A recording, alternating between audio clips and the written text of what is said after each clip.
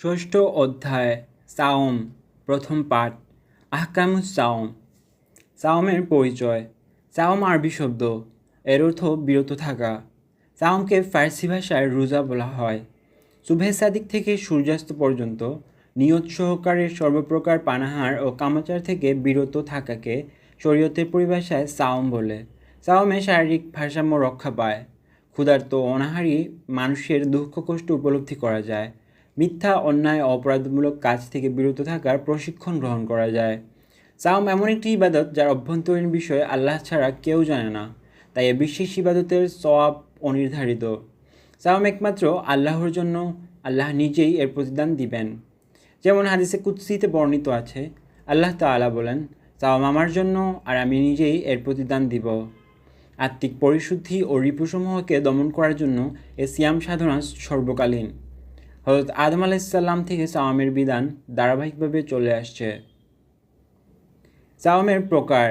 সাওম 5 প্রকার, যথা ফরজ সাওম যেমন রমজান মাসের সাওম, ওয়াজিব সাওম যেমন মান্যতের সাওম, সুন্নত সাওম যেমন আশুরা, আরাফা দিনের ও আইয়ামে বীজের সাওম, শাওয়াল মাসের 6 সাওম, নফল সাওম সোমবার ও বৃহস্পতিবারের সাওম, হারাম সাওম ঈদুল ফিতর, ঈদুল আজহা ও ঈদুল আজহার পরের 3 দিন সাওম পালন করা হারাম। সাওম যাদের উপর ফরজ। রমজান মাসের সাওম পালন করা প্রত্যেক মুসলিম, প্রাপ্তবয়স্ক, স্বাধীন ও বিবেকবান সুস্থ মানুষের জন্য ফরজ। আল্লাহ তাআলা ইরশাদ করেন, হে মুমিনগণ, তোমাদের উপর রমজানের সাওম ফরজ করা হয়েছে যেমনিভাবে তোমাদের পূর্বপুরুষগণের উপর ফরজ করা হয়েছিল, যাতে তোমরা তাকওয়া অর্জন করতে পারো। সূরা বাকারা 183। রমজান মাসের আমল। সাহুর খাওয়া সুন্নাত। কমপক্ষে কয়েকটি খেজুর বা এক ঢুক পানি হলেও তা দ্বারা সাহরি গ্রহণ করলে এ সুন্নত আদায় হয়ে যায়।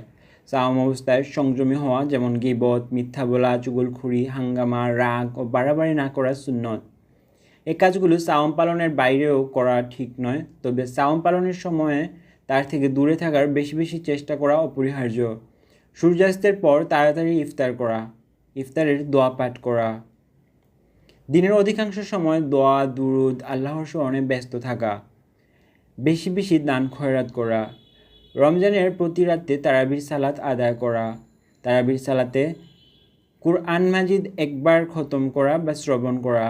ইতিকাফ করা। সাহুরের পরিচয় ও মর্যাদা। সাহুর শব্দটি আরবি, অর্থ ভোর রাতের খাবার। ইসলামের পরিভাষায় সাওম পালন করার উদ্দেশ্যে সুবহে সাদিকের পূর্বে যে খাবার ও পানীয় গ্রহণ করা হয় তাকে সাহুর বলে। বিশেষ দ্রষ্টব্য, শেষ রাতে খাবার গ্রহণকে সুহুর বলে আর খাবারকে সাহুর বলে। সাহুর খাওয়া সুন্নত। নবী করিম সাল্লাল্লাহু আলাইহি সাল্লাম নিজে সাহুর খেতেন এবং অন্যদেরকেও সাহুর খাওয়ার তাকিদ করতেন।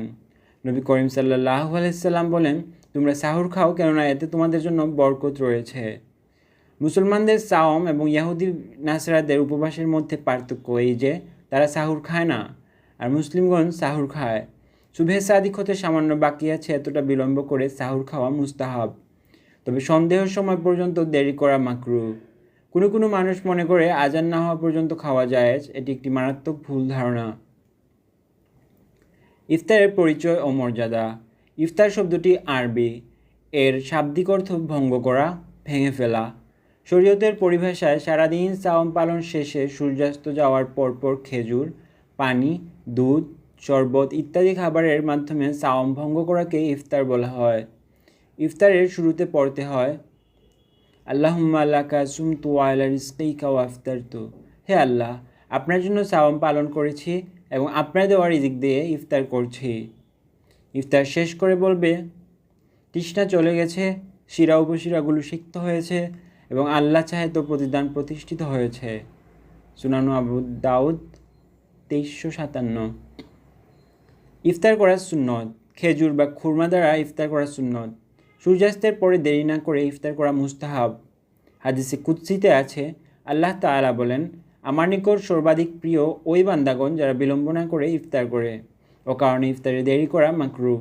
তবে আকাশ মেঘাচ্ছন্ন থাকার কারণে সূর্যাস্ত বুঝতে অসুবিধা হলে নিশ্চিত হওয়ার জন্য কিছু সময় বিলম্ব করতে হবে। সাওম পালনকারীকে ইফতার করানো একটি বড় সওয়াবের কাজ।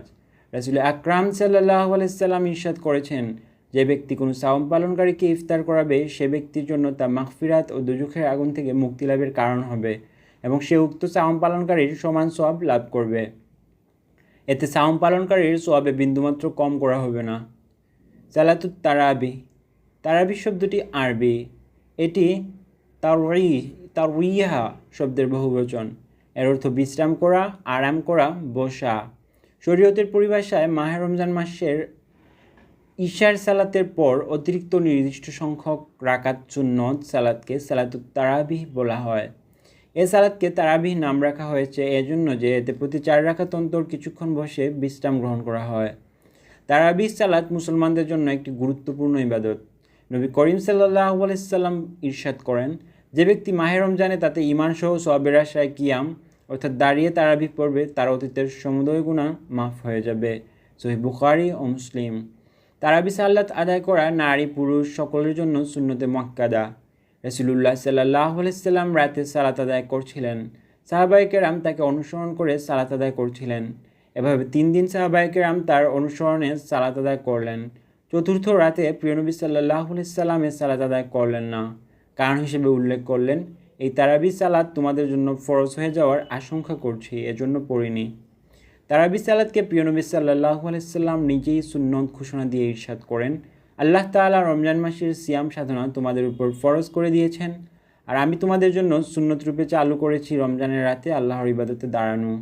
কাজেই যে ব্যক্তি এ মাসে সিয়াম সাধনায় আত্মনিয়োগ করবে এবং আল্লাহর সামনে কিয়াম করবে ঈমান ও আত্মোপলব্ধির সাথে, সে তার গুনাহ হতে এমনভাবে নিষ্কৃতি লাভ করবে ওই দিনের মতো যেদিন তার মা তাকে প্রসব করেছিল। তারাবিহ সালাতের রাকাত সংখ্যা। তারাবিহ সালাত 2 রাকাত করে মোট 20 রাকাত আদায় করা উত্তম। উমর রাদিয়াল্লাহু তাআলা আনহু এর খিলাফতকালে তারাবিহ 20 রাকাত জামাতের সাথে আদায় শুরু হয়েছে। আজ পর্যন্ত মক্কা মুকাররমায় ও মদিনা মুনাওয়ারায় একই নিয়মে 20 রাকাত তারাবিহ হয়ে আসছে। সায়েদ ইবনে ইয়াজিদ রাদিয়াল্লাহু তাআলা আনহু বলেন, উমর ইবনুল খাত্তাব রাদিয়াল্লাহু তাআলা আনহু এর খিলাফতকালেই তারা সবাই রমজান মাসে প্রতি রাতে 20 রাকাত করে তারাবিহ আদায় করতেন। তবে আয়েশা রাদিয়াল্লাহু তাআলা আনহা বর্ণনা করেন, রাসূলুল্লাহ সাল্লাল্লাহু আলাইহি সাল্লাম রাতে 8 রাকাত সালাত আদায় করতেন। এই 8 রাকাত ছিল রাতের নফল বা তাহাজ্জুদ, যা তিনি রমজান ব্যতীত অন্য মাসেও আদায় করতেন।